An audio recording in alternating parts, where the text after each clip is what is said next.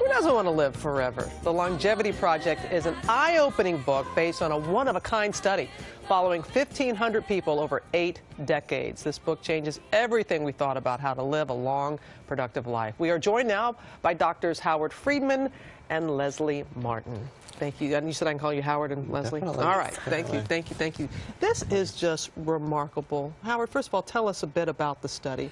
Well, this is really a breakthrough study because it's the first scientific study that followed people from when they were children back in 1921 throughout their whole lives, when they went through adolescence, as they went through young adulthood, as they got married, had their own children, went into their careers, aged, to see why some people thrived, lived long, stayed healthy. Other people kind of fell off the healthy path and succumbed and died before their time.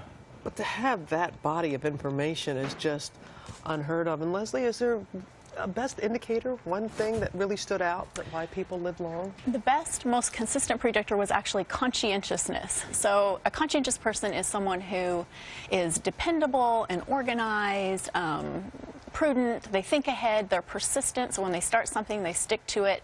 And it might sound like this is a boring person. These aren't boring people. No. When you have those qualities, you tend to get more opportunities, and you have opportunities to do really cool, fun stuff. All right, well, let's have a little true and false here, because that will help us get the message across a little bit more. I'm going to start with you first, Howard. True or false, carefree folks live longer than worrywarts? What do you think?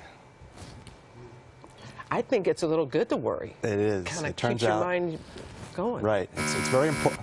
So it's false. Carefree people do not live longer than worrywarts. Right. We found, in fact, that people always hear, take it easy, don't work so hard, you don't stress yourself. We found that people didn't work themselves to death. They really worked themselves to life. The people who were committed to their careers, worked hard, stayed involved, and succeeded in their careers actually stayed healthy and lived long. Because how many times do we hear of somebody that they have been working all their life and everyone's like, retire, then they retire and they die soon thereafter because they don't have... Well, because they lose their social ties, they lose their friends, and they lose their reason to get up in the morning. So it's really important. If you like your job, keep working. All right, Leslie, got a question for you here. Okay. Gardening and walking are better for your health than vigorous exercise. True or false? True. In a sense.